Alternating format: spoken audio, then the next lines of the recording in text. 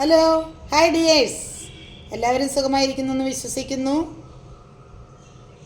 നമ്മളുടെ ചാനലായ ബട്ടർഫ്ലൈയിലേക്ക് ഏവരെയും സ്വാഗതം ചെയ്യുന്നു. ഇന്ന് ഞാൻ നിങ്ങളുടെ മുന്നിൽ എത്തിയിരിക്കുന്നത് ഒരു ചെറിയ ഇഞ്ചിക്കറി, പുളിങ്കറിയായിട്ട് വന്നിട്ടാണ്. ഇഞ്ചി ഇട്ടിട്ടുള്ളൊരു പുളിങ്കറിയാണ് വെക്കാൻ ഉദ്ദേശിക്കുന്നത്. നാളെ പെരുന്നാളായതിനാൽ ഒരു ചെറിയൊരു പുളിങ്കറി വയ്ക്കാമെന്ന് വിചാരിച്ചു. അത് എല്ലാവരെയും ഒന്നും ട്രൈ ചെയ്യാൻ വേണ്ടി കാണിച്ചു തരാമെന്ന് വിചാരിച്ചു. പലരും പല രീതിയിലും വയ്ക്കുന്നുണ്ടാവും. ഇതൊരു നാടൻ പുളിങ്കറി. അതിന് ആവശ്യമായ ഇൻഗ്രീഡിയൻസ് സാധനങ്ങൾ എന്തെല്ലാമെന്ന് വയ്ക്കാം. മെയിനായിട്ട് നമുക്ക് പുളി, വാളംപുളി വെള്ളത്തിൽ ഇട്ടിട്ടുള്ളതാണ് ഇത്. അടുത്തതായിട്ട് വേണ്ടത് ചുവന്നുള്ളി. ഞാനൊരു 4 ചുവന്നുള്ളി എടുത്തിട്ടുണ്ട്.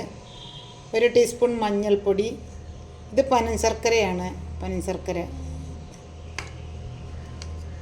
പിന്നെ 2 വലിയ കഷ്ണം ഇഞ്ചിയാണ് എടുത്തിരിക്കുന്നത്. ഇതുപോലത്തെ 2 വലിയ കഷ്ണം ഇഞ്ചിയാണ് എടുത്തിരിക്കുന്നത്. പിന്നെ 3 പച്ചമുളക് എടുത്തിട്ടുണ്ട്. 1 ടീസ്പൂൺ ഉപ്പ് എടുത്തിട്ടുണ്ട്. പിന്നെ 1 ടീസ്പൂൺ മുളക് പൊടി. മുളക് പൊടിയൊക്കെ സ്പൈസിയൊക്കെ ഓരോരുത്തരുടെ ഇഷ്ടാനുസരണം നമുക്ക് കൂട്ടുകയോ കുറയ്ക്കുകയൊക്കെ ചെയ്യാവുന്നതാണ്. ഒരു 6 കഷ്ണം വെളുത്തുള്ളി എടുത്തിട്ടുണ്ട്. കൂടാണ്ട് നമ്മളുടെ വീട്ടിൽ തന്നെ ഫ്രഷ് ആയിട്ടുള്ള വേപ്പില ഉണ്ടോ? അല്ല, അടിപൊളിയല്ലേ, സൂപ്പറല്ലേ?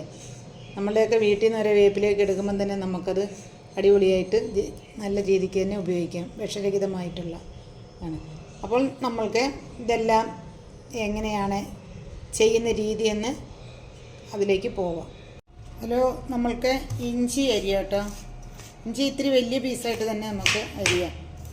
ഇത് നമുക്ക് വറുത്തെടുത്തിട്ട് പൊടിച്ചെടുക്കണം. അതുകൊണ്ടാണ് ഇത്തിരി വലിയ പീസാക്കിയിരിക്കുന്നത്. അടുത്ത് നമുക്ക് ചുവന്നുള്ളി അരിയാം, വെളുത്തുള്ളി അരിയാം, പച്ചമുളക് അരിയാം. നമുക്ക് നമ്മളുടെ ഇഞ്ചിക്കറി തയ്യാറാക്കാം. അതിനായി വെളിച്ചെണ്ണ 2 ടീസ്പൂൺ ഒഴിച്ചു.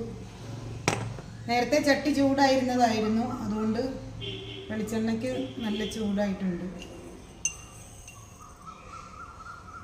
1 ടീസ്പൂൺ കടുക് ഇട്ട് കൊടുക്കാം. കടുക് പൊട്ടി കഴിയുമ്പോൾ നമ്മൾക്ക് നമ്മളാ പൊടിച്ച് വെച്ചിട്ടുണ്ടായി ഇഞ്ചിയും വെളുത്തുള്ളിയും ചുവന്നുള്ളിയും കൂടി, അത് നമുക്ക് ഇങ്ങനെ ഒരു ഏകദേശം പേസ്റ്റ് രൂപത്തിലായിട്ടുണ്ട്. നമ്മൾ കടുക് പൊട്ടി കഴിയുമ്പോൾ അതിലേക്ക് ഇടുക.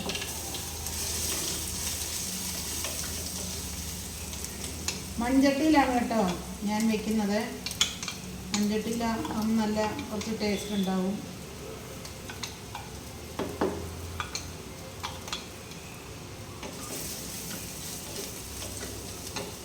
വറുത്തതായതുകൊണ്ട് കുറേ മുരിയണമെന്നില്ല. കുറേ നന്നായി വറുത്തിട്ട് നമ്മൾ പൊടിച്ചാണല്ലോ, അപ്പോൾ കുറേ മൂത്ത് വരണമെന്നില്ല.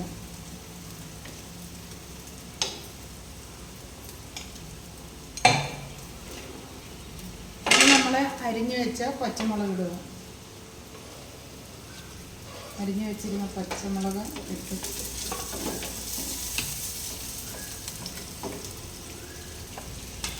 എടുത്ത് വെച്ച് ഉപ്പിടാം. ഉപ്പിടുമ്പോൾ വേഗം അത് വേവും. നമ്മുടെ കറിവേപ്പില കുട്ടന്മാരെ അങ്ങോട്ട് ചെറുതായിട്ടാണ് മുറിച്ചിടാം. മുറിച്ചിടുമ്പം ചെറുതെ ഓരോന്ന് കിടക്കില്ല. മുറിച്ച് മുറിച്ച് മുറിച്ച് ചെറിയ കഷ്ണങ്ങളായിട്ട്. ചെറിയ വേപ്പിലായതുകൊണ്ട് നല്ല ടേസ്റ്റാണ് എൻ്റെ വീട്ടിലെ വേപ്പിലേക്ക് ഇളക്കാൻ.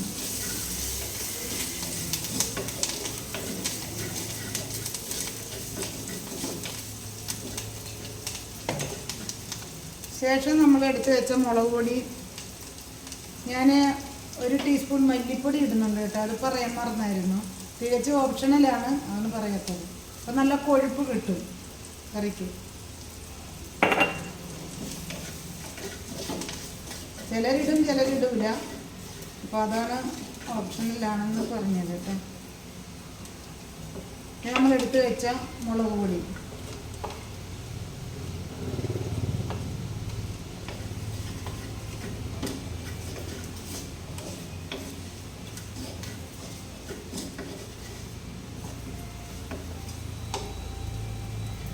നമ്മുടെ പുളി എടുത്ത് വെച്ചിട്ടുണ്ടായിരുന്നല്ലോ,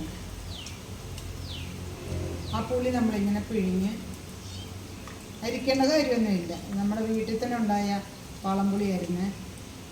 അപ്പോൾ തന്നെ നമുക്ക് ഒഴിക്കുക.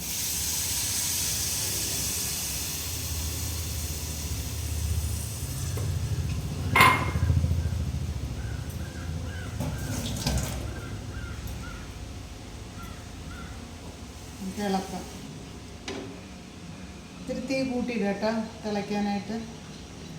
കുറച്ച് മാത്രമേ ഉള്ളൂ. നമുക്ക് എന്ത് ചെയ്യാം, നമ്മളുടെ ആ ശർക്കരയും കൂടി ഇതിലേക്ക് തന്നെ ആഡ് ചെയ്യുന്നുണ്ട്. അധികം മധുരം വേണ്ടല്ലോ. പുളിങ്കറി എന്ന് പറയുമ്പോൾ പുളിങ്കറിക്ക് മധുരം അധികം വേണ്ട.